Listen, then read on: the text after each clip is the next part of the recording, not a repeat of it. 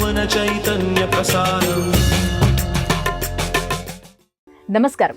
మన ధర్మం కార్యక్రమానికి స్వాగతం. ఇవాటి మన ధర్మం కార్యక్రమంలో మన ధర్మ సందేహాలను నివృత్తి చేసేందుకు మనతో పాటు ఉన్నారు ప్రముఖ ఆధ్యాత్మికవేత్త ఆచార్య శ్రీ తాడేపల్లి పతంజలి గారు.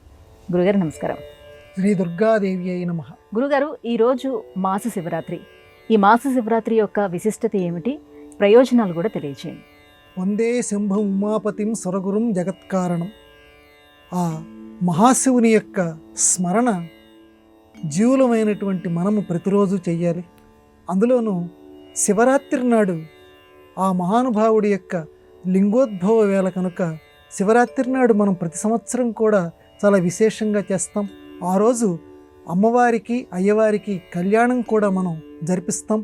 మన జీవితంలో కూడా కళ్యాణం జరగాలి, ఎందుకంటే శివుడు ఆవిర్భవించినటువంటి రోజు కనుక. దానికి ప్రతీకగా, ఆ శివరాత్రికి ప్రతీకగా ప్రతి నెల కూడా చతుర్దశి నాడు మాస శివరాత్రి అని చెప్పి మన పెద్దవాళ్ళు మన సనాతన ధర్మంలో శివరాత్రికి ప్రతీకగా, మిగతా రోజుల్లోనూ మీరు శివ పూజ చేస్తారు, చతుర్దశి నాడు ఇంకొంచెం విశేషంగా పూజ చెయ్యండి అన్నారు. ఎందుకని పూజ చేయాలి? నిజానికి ఏ దేవుడు కూడా నన్ను మీరు పొగడండి, ఇది మనం బాగా సనాతన ధర్మంలో గుర్తుపెట్టుకోవాలి. ఏ దేవుడు కూడా నా కోసం మీరు ఉపవాసం ఉండండి, నన్ను మీరు బాగా పొగడండి అని ఏ పురాణంలో కూడా నేను చదివినంత వరకు ఏ దేవుడు కూడా చెప్పలేదమ్మా. నన్ను మీరు పొగిడితే నేను మీకు ఇది ఇస్తాను అని చెప్పలా. మరి మనం ఎందుకు చేస్తున్నాము? దేవుడు నిద్రపోడు, కానీ ఆయన నిద్రపోతున్నాడు అనేటువంటి భావనతోటి శ్రీ వెంకటేశ్వర స్వామి వారికి లేదా తదితర దేవతలకి మనం సుప్రభాతం పలుకుతాం. ఆయన నిరంతరం జాగరూకుడు, చైతన్య స్వరూపుడు, సచ్చిదానంద స్వరూపుడు. స్వామి నువ్వు నిద్రపోయావు, లేవయ్యా అని చెప్పి ఆయనకి సుప్రభాతం పలుకుతూ ఉంటాం. అదే విధంగా ఏ శివరాత్రి అయినా సరే, లేకపోతే మిగతా రోజుల్లో అయినా నాకు పూజ చేయండి, మీరు ఉపవాసం ఉండండి అని శివుడు ఎక్కడా చెప్పలా. కానీ అనాదిగా మన పెద్దవాళ్ళు ఆ సంప్రదాయం ఎందుకు పెట్టారంటే, పెద్దవాళ్ళు ఏది మనకి చెప్పరు, కానీ ఏది చేస్తే మనకి మంచి జరుగుతుందో ఆ కార్యక్రమం నిర్వహణ కోసం. దేవుడికి నమస్కారం చేస్తే ఆయనకి మంచి కాదు, మనకి మంచి.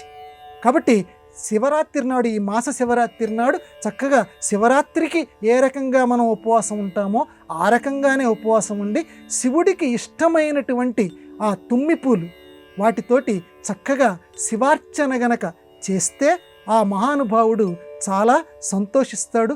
వీలైతే నమ్మక చమకాలు వచ్చినటువంటి వాళ్ళు నమ్మక చమకాలతోటి స్వామివారికి అభిషేకం చేస్తే ఆయన ఇంకా పరవశిస్తాడు అని చెప్పాను కదా. మన మనస్సుకి సంతృప్తి కలుగుతుంది, మనం చేసింది మనకే ఫలిస్తుంది. ఆయన కేవలం నిమిత్త మాత్రోభవ కౌంతేయ. భగవద్గీతలో కృష్ణుడు చెప్పినా శివుడు చెప్పినా అదే మాట, నిమిత్త మాత్రోభవ. నువ్వు చేసిన దాన్ని నువ్వు ఈ చేత్తో ఇవ్వు, నేను ఈ చేత్తో నీకు పంచిపెడతా. నువ్వు చేసింది మళ్ళీ నేను కర్మసాక్షిని. అందువల్ల మన కర్మలన్నీ సుకర్మలుగా ఉండాలంటే ఈ మాస శివరాత్రి నాడు శివుడికి సంబంధించినటువంటి విశేష కర్మలు అందరూ కూడా ఆచరించి శివానుగ్రహాన్ని పొందెదరుగాక. గురుగారు, అమ్మవారికి మహిషాసుర మర్దిని అని ఎందుకు నామం వచ్చింది? నిజానికి మహిషాసురుడు అనే రాక్షసుని అమ్మవారు చంపింది కదా. మర్దించటం అనే దాంట్లో మర్దిని అనే దానికి అర్థం ఏమిటి? వధ ఏమిటి, మర్దనం ఏమిటి? ఈ రెండిటికి తేడా ఏమిటంటే సంప్రదాయజ్ఞులు చెప్పారు. అమ్మవారిని మహిషాసుర వధ చేసినది అని చెప్పొచ్చు కదా, మర్దనం చేయటం ఏంటి అని అంటే పెద్దవాళ్ళు ఏం చెప్పారంటే, బండాసుర వధోద్యుక్త బాల విక్రమనందిత.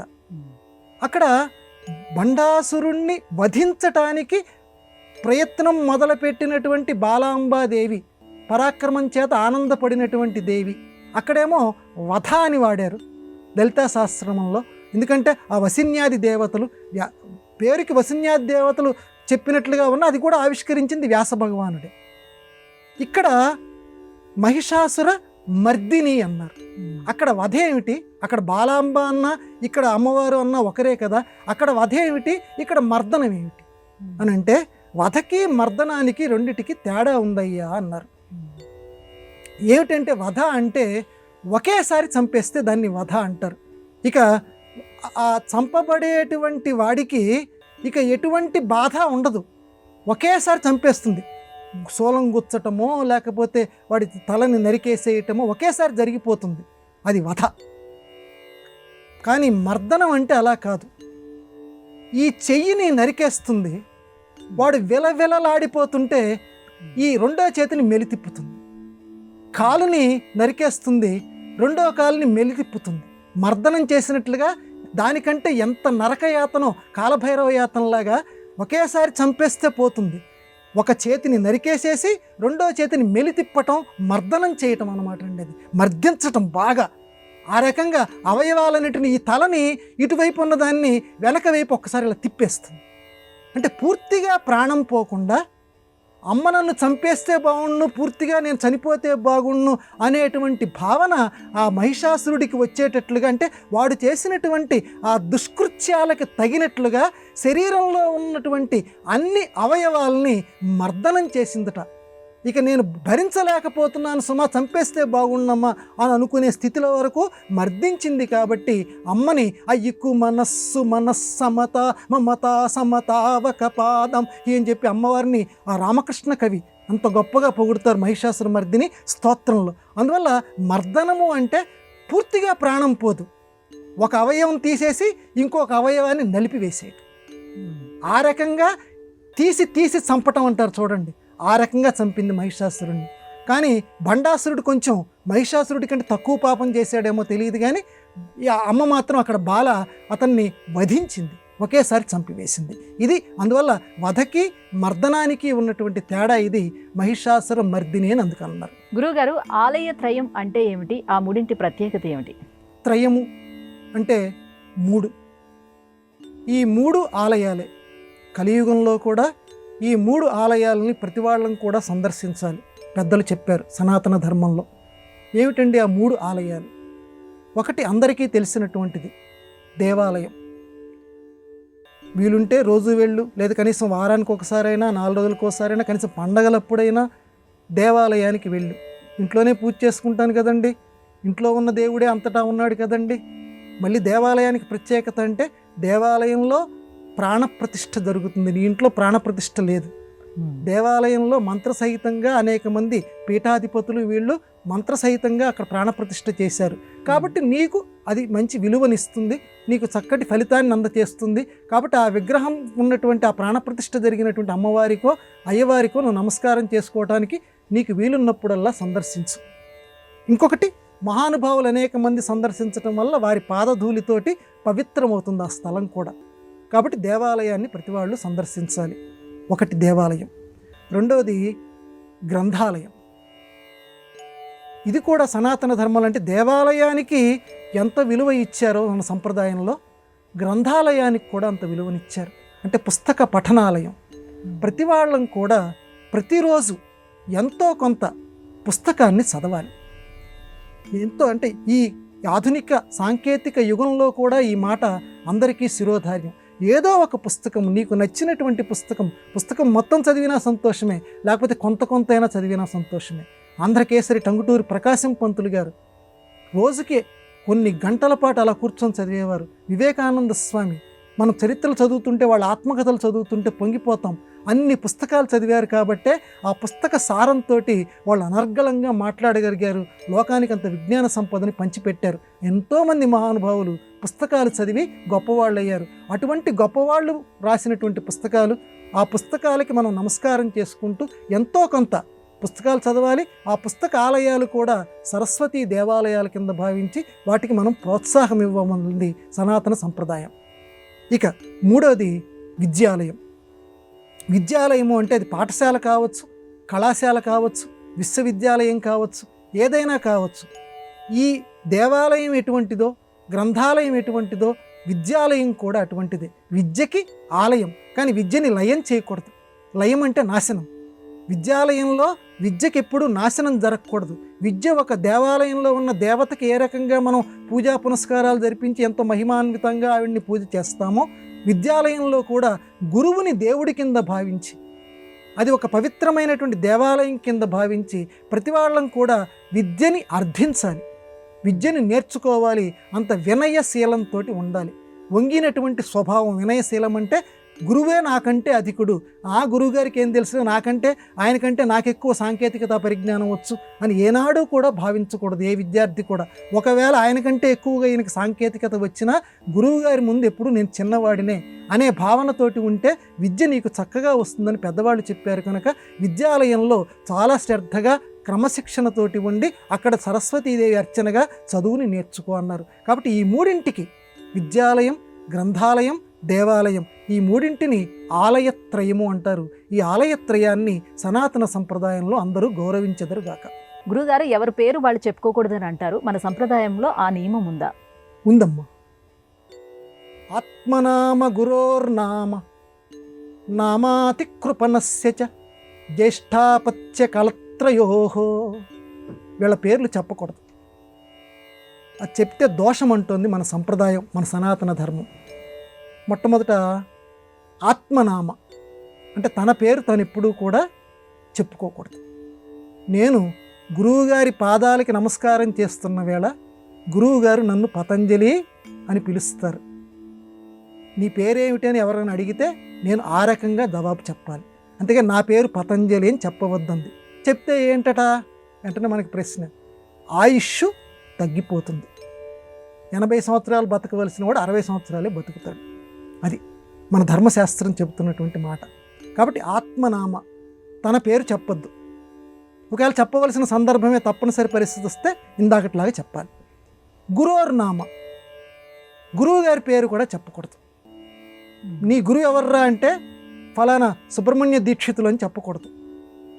ఆయన ఎంతో బిరుదులు గాంచినటువంటి పండిత సమూహం ఉండేది. ఆ పండిత సమూహంలో మా గురువు గారిని సుబ్రహ్మణ్య శాస్త్రి అని పిలిచేటువంటి వారు అని ఈ రకంగా ముందుకి వెనక్కి పదాలని జోడించి ఆయన పేరు చెప్పాలి, కానీ ప్రత్యక్షంగా ఆయన పేరు మాత్రం చెప్పకూడదు. ఆత్మనామ గురోర్నామ. నామ అతికృపణస్య చ. అతి పిసినారి. అతి పిసినారి అంటే ఎవ్వరికీ కూడా పిల్లికి బెచ్చం పెట్టినటువంటి వాడని చెప్పి తెలుగులో ఒక సామెత ఉంది కదా. పిల్లికి అంటే కనీసం అంత భూతదయ లేనటువంటి వాడు. అటువంటి వాడి పేరు గనక చెప్తే ఆ దోషాలన్నీ ఆ చెప్పినటువంటి మనకి అంటుకుంటాయట. అంటే వాళ్ళు లోభి ఎవరైతే ఉంటారో, లోభివాని చంప ఇంకా ఒక ఉపాయం ఒకటే ఉందయ్యా. ఏంటయ్యా ఉపాయం అంటే, ఒక్కసారి వాడి డబ్బు గనక ఎవరన్నా తీసేసుకుంటే ఎవరు చంపనక్కర్లా, వాడంతటి వాడే చనిపోతాడని చెప్పి తెలుగులో విశ్వదాభిరామ శతకంలో చెప్పినట్లుగా అటువంటి లోభి పేరు, లోభి అంటే పాపాత్ముడి కింద మన సంప్రదాయం చెప్తోంది. కాబట్టి నామ అతికృపణస్య చ, లోభివాడి యొక్క పేరు కూడా చెప్పద్దు, అది మహాపాపం. ఇక జ్యేష్ఠాపత్య. జ్యేష్ఠాపత్యం అంటే పెద్ద కొడుకు లేదా పెద్ద కూతురు, రెండో వాడి పేరు చెప్పచ్చు. కానీ పెద్ద కొడుకు పేరు, ఈ నా పెద్ద కొడుకు పేరు ఇదని చెప్పి ఎవరి దగ్గర కూడా తండ్రి చెప్పకూడదు. ఎందుకనంటే అందుకని ఇప్పటికీ సంప్రదాయ కుటుంబాల్లో తెలిసినటువంటి వాళ్ళు, ఇప్పుడంటే అందరినీ భర్త భార్యని పేరు పెట్టి పిలుస్తున్నారు, అది వేరే సంగతి. నేను సంప్రదాయం విషయం చెప్తున్నాను. జ్యేష్ఠాపత్యం, పెద్ద కొడుకుని పూర్వం సంప్రదాయం తెలిసినటువంటి పెద్దోడా అని పిలుస్తారు, కానీ ఒరే కృష్ణ అని చెప్పి పిలవరు. తండ్రి ఎప్పుడు కూడా, తల్లి ఎప్పుడు కూడా పెద్దోడా అని పిలుస్తారు. కాబట్టి జ్యేష్ఠాపత్యం, పెద్ద కొడుకు పేరు ఎప్పుడు కూడా తల్లిదండ్రులు పలకూడదు. ఇక చిట్ట చివర కళత్రం. కళత్రం అంటే భార్య. భార్య పేరు కూడా, మీ ఆవిడ పేరు ఏంటంటే నా భార్య పేరు ఫలానా అని చెప్పి ఎవ్వరూ కూడా చెప్పకూడదు. ఇది మన సంప్రదాయం విధించినటువంటిది. చెప్తే ఏంటట అని మళ్ళీ ప్రశ్న వేస్తే మొదట ఇచ్చినటువంటి జవాబే. ఆయుష్ క్షీణమవుతుంది, వాళ్ళకి అవుతుంది, చెప్పినటువంటి మనకి అవుతుందని సంప్రదాయం కనుక నమ్మితే అది పెద్దవాళ్ళు చెప్పారు, ఈ ధర్మశాస్త్రంలో చెప్పినటువంటి విషయం. కాబట్టి ధర్మశాస్త్రం ఈ రకంగా శాసించింది, దీన్ని అందరూ కూడా అనుసరించెదరు గాక. గురుగారు, దేహానికి శరీరానికి మధ్య తేడా ఏమిటి? దీనిని మన పెద్దలు వీటి యొక్క అర్థాలని ఎలా విడమర్చి చెప్పారు? నిజానికి రెండూ ఒకటే. దేహం అన్నా శరీరం అన్నా ఒకటే. కాకపోతే మన సంప్రదాయం ఏమని చెప్పిందంటే, తల నెరిస్తే దేహం ఉంది, తల నెరవకపోతే శరీరము అంది. ఒక రకంగా అంటే రెండు రకాలు ఉన్నాయి, తర్వాత చెప్తాను. మొదటిది, తల నెరిస్తే దేహం, తల నెరవకపోతే దాన్నే శరీరం. ఏంటంటే తల నెరవటం ఏమిటంటే తెలుపు వస్తుంది కదమ్మా, అంటే రెడీ, సిద్ధంగా ఉండు.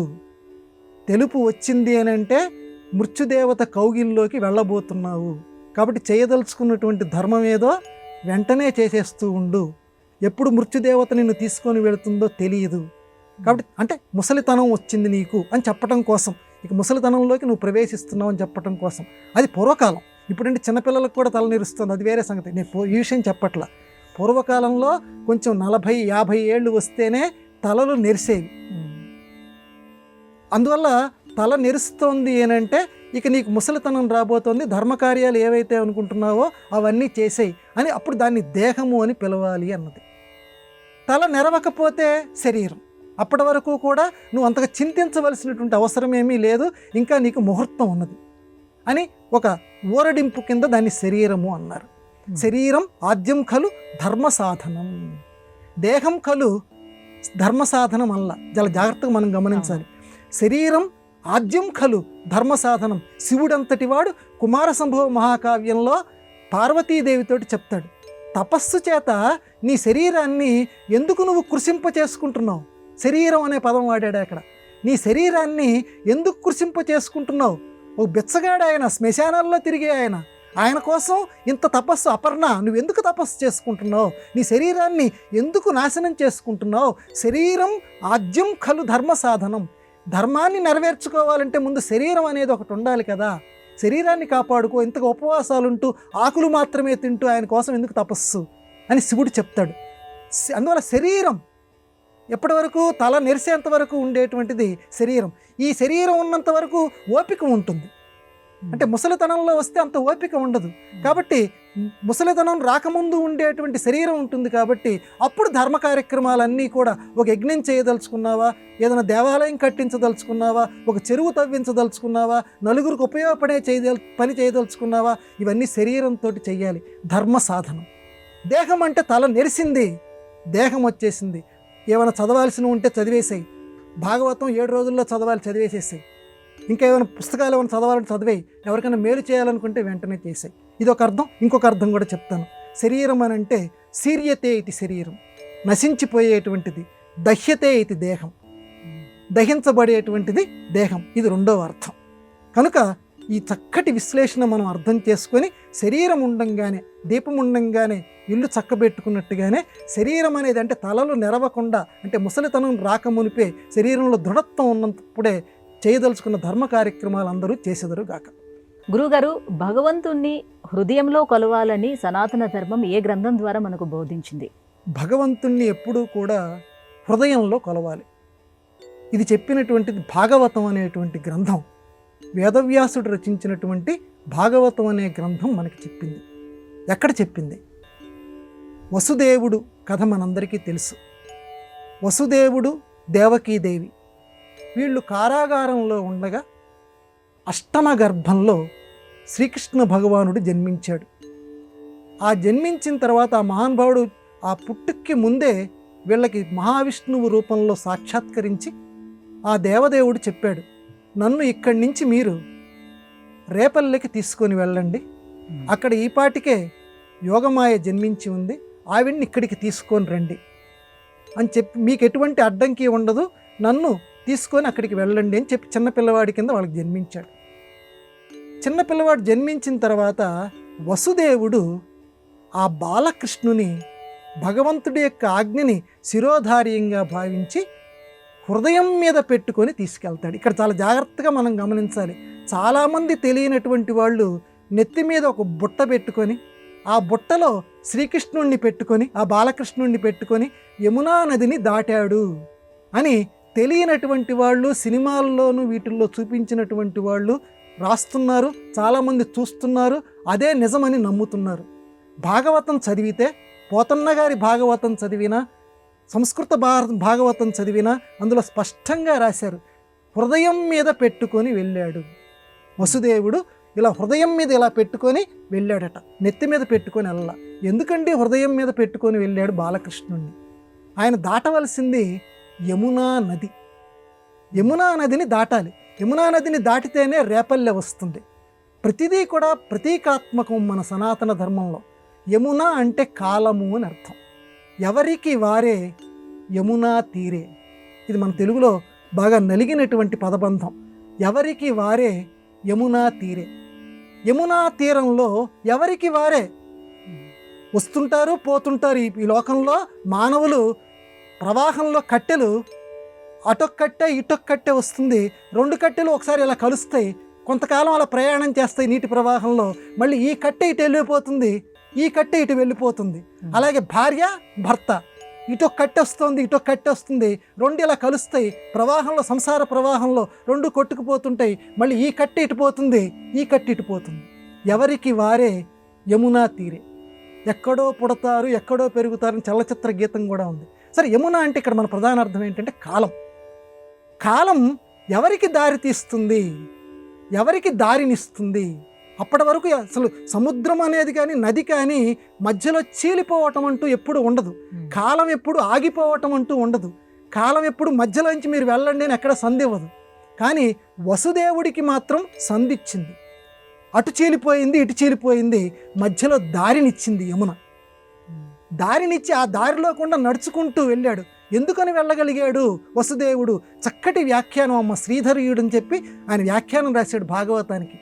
హృదయంలో పెట్టుకున్నాడు కాబట్టి, భగవంతుణ్ణి బాలకృష్ణుణ్ణి హృదయంలో పెట్టుకున్నాడు కాబట్టి ఆయనకి కాలం దారిచ్చింది. కాలాన్ని జయించాడు. అతను అడవిని జయించాడులాగా కాలాన్ని జయించాడు. కాలాన్ని జయించి యమునని దాటి రేపల్లెకి వసుదేవుడు అనేటువంటి మానవుడు వెళ్ళగలిగాడు. కాబట్టి మనందరం తెలుసుకోవాల్సింది ఏంటంటే, కాలాన్ని జయించాలి అని అంటే మనం కూడా లోపల ఉన్నటువంటి ఆ భగవంతుణ్ణి, ఆ హృదయంలో ఉన్నటువంటి ఆ భగవంతుడు అంతర్దేశే తిష్టతి అని భగవద్గీతలో చెప్పినట్లుగానే లోపల ఉన్నటువంటి ఆ భగవంతుణ్ణి సర్వదా కొలుస్తూ ఉంటే మనం కూడా కాలాన్ని జయించగలుగుతాం. కాలాన్ని జయించడం అని అంటే కర్మని జయించగలుగుతాం. అంటే కాలం జయించడం ఎవరి వల్ల కాదు, కానీ భగవంతుణ్ణి హృదయపూర్వకంగా ఎవరు కొలుస్తారో వాళ్ళకి కాలం దారిస్తుంది, దాన్ని మనం జయించగలం. ఇంత గొప్ప సందేశం ఆ కథలో మనకి ద్యోతకమవుతుంది. గురుగారు, సుబ్రహ్మణ్య షష్ఠి, నాగుల చవితి, నాగుల పంచమి ఈ పర్వదినాల్లో పుట్టలో పాలు పోస్తాం కదా, దీని వెనుకున్నటువంటి రహస్యం ఏంటి? నిజానికి పాము పాలు తాగదు. ఇదేంటండి, ఒక సంప్రదాయవాదిగా మీరు ఈ మాట అంటున్నారు ఏమిటి అంటే, మనం చేసేటువంటి పండగలన్నీ కూడా ఏదో నలుగురు పోతున్నారు కాబట్టి నలుగురు నడిచిందే బాట అని చెప్పి ఆ రకంగా ఏదో పుట్టలో పాలు పోయటం ఏంటండి? 1 లీటర్ పాలు, ఇంత ఖరీదైనటువంటి పాలు, ఆ పాలు తీసుకెళ్ళి ఆ పుట్టలో పోయటం ఏమిటి? ఆ సుబ్రహ్మణ్య షష్ఠి నాడో నాగుల చవితి నాడో పాము పాలు తాగదంటున్నారు కదా. నిజానికి అక్కడే కనుక పాము ఉంటే అది బుస్సని బయటకు వస్తే నిజంగా ఎవరిని తట్టుకోగలరా? నిజంగా ఆ పుట్టలో కనుక పోస్తే, అది పాము అక్కడ లేదు కనుకనే ఆ పుట్టలో పాలు పోస్తున్నాం. అయితే ఇది గుడ్డిదేనండి, ఇది గుడ్డి నమ్మకమా? ఎందుకని ఇంతమంది ఆచరిస్తున్నారు, ఇంకా ఆచరిస్తారు? మన సంప్రదాయంలో ఎందుకు ఇది వచ్చింది ఈ పాలు పోయటం అనేటువంటి ప్రసక్తి అంటే, మొదటి నుంచి నేను విన్నవించుకుంటున్నాను, మన ప్రతి పండగ కూడా ఇది ఆచారం కొనసాగించాల్సిందే. ప్రతి పండగ కూడా ప్రతీకాత్మకము, ప్రతీకంతో కూడిందంటే దాని వెనకాల ఒక వేదాంత రహస్యం దాటి ఉంది. కాబట్టి ఆ దాగి ఉన్నటువంటి ఆ వేదాంత రహస్యాన్ని మనకి గుర్తు చేస్తుంది ఈ నాగుల చవితి లేక సుబ్రహ్మణ్య షష్ఠి మొదలైన సందర్భాల్లో పుట్టలో పాలు పోయటం. పుట్ట అంటే శిరస్సు, ప్రతీకాత్మకం చెప్తున్నాను. పుట్ట అంటే శిరస్సు, శిరస్సులో పాలు పోయటము. పాలు అంటే జ్ఞానము. శిరస్సులో జ్ఞానాన్ని పోయండి, పిచ్చిది పోయకండి. జ్ఞానం, పాలు అనేటువంటిది జ్ఞానానికి ప్రతీక. కాబట్టి సుబ్రహ్మణ్య, బ్రహ్మజ్ఞానాన్ని ఈ పుట్టలో పోయండి. అందుకనే అమ్మ చిన్నప్పుడు స్నానం చేయించేటప్పుడు ఆ శిశువుకి ఇక్కడ ఒక అతుక్కొని ఉంటుంది, ఇక్కడ మాడు దగ్గర ఆముదం అంటుతూ ఉంటుంది. ఆ ఆముదం అంటనంత వరకు కూడా ప్రతి జీవికి పూర్వజన్మ పరిజ్ఞానం కూడా ఉంటుంది. ఎప్పుడైతే ఆ మాడు అంటుతుందో ఒక్కసారి ఆ పూర్వజన్మ జ్ఞానం మూసేసినట్టుగా అయిపోతుంది. కాబట్టి ఈ శిరస్సులో మళ్ళీ పూర్వజన్మ జ్ఞానంతో పాటుగా బ్రహ్మజ్ఞానం అనేది రావాలి. బ్రహ్మజ్ఞానం అంటే అంతటా దైవాన్ని సందర్శిస్తూ అంతటా ఉన్నది ఒకటే అనేటువంటి జ్ఞానం. ఆ జ్ఞానాన్ని ఎప్పటికప్పుడు ఈ శిరస్సు అనేటువంటి పుట్టలో పోయండి. పాలు, కాబట్టి హంస పాలని నీళ్ళని వేరు చేసి పాలు మాత్రమే స్వీకరిస్తుంది. దాన్నే పరమహంస అంటారని చెప్పి రామకృష్ణుడు ఇలాంటి వారి పేరు పక్కన మనం పెట్టి మనం పొగుడుతూ ఉంటాం. రామకృష్ణ పరమహంస అని. అలాగ పాలు అని అంటే జ్ఞానము. పరమహంస శ్రేష్టమైనటువంటి జ్ఞానం కలిగినటువంటి వారు. మనకు కూడా రావాలి కదా, కేవలం రామకృష్ణ పరమహంసకే కాదు కదా, వాళ్ళు తమొక్కరికే ఉండాలనుకోవాలా, అందరికీ రావాలని కోరుకున్నారు. కాబట్టి మనకు కూడా రావాలి అని అంటే ఇలాంటి సందర్భాలు మన సనాతన సంప్రదాయంలో ఏర్పాటు చేశారు. ఒక్కసారి ఎందుకని ఇలా ఏర్పాటు చేశారు? ప్రతి పండగ వెనకాల ఒక ఆంతర్యం ఉంది. పుట్టలో పాలు పోయటము అని అంటే నీ శిరస్సులో జ్ఞానాన్ని నింపుకుంటూ ఉండు, బ్రహ్మజ్ఞానాన్ని నింపుకుంటూ ఉండు, ఆయన సుబ్రహ్మణ్యుడు అని చెప్పటం ఇక్కడ ఉద్దేశం. అది ఆ రకంగా అర్థం తెలుసుకుంటే, ఎందుకంటే ఇది చెప్పలేదనుకోండి, పుట్టలో పాలు పోయటం ఆచారం లేదనుకోండి, వాడికి ఎప్పటికి తెలిసి వస్తుంది? ఈ ప్రతీక ఉంటే ఏ అమ్మైనా ఏ నాన్నైనా బిడ్డలకు చెప్తారు, ఇదిగో దీని వెనకాల ఉన్న రహస్యం ఇదిరా అని. అందుకని మన సంప్రదాయాలు ఇంత గొప్పవి, వాటిని అందరూ ఆచరించెదరుగాక, ఏ ఒక్కరూ ఈ సంప్రదాయాన్ని మానకుండా ఉండేదరుగాక. గురుగారు, ఇవాళ మన ధర్మం కార్యక్రమంలో మాకు వచ్చినటువంటి ఈ ధర్మ సందేహాలన్నీ కూడా నివృత్తి చేసినందుకు ధన్యవాదాలండి. నమస్కారం అమ్మా. ఇది ఇవాళ మన ధర్మం కార్యక్రమం. రేపటి మన ధర్మం కార్యక్రమంలో మళ్ళీ కలుసుకుందాం. నమస్కారం. ఈ కార్యక్రమాన్ని తిరిగి చూడాలనుకుంటే www.youtube.com/ETV Life Spiritual లో చూడవచ్చు.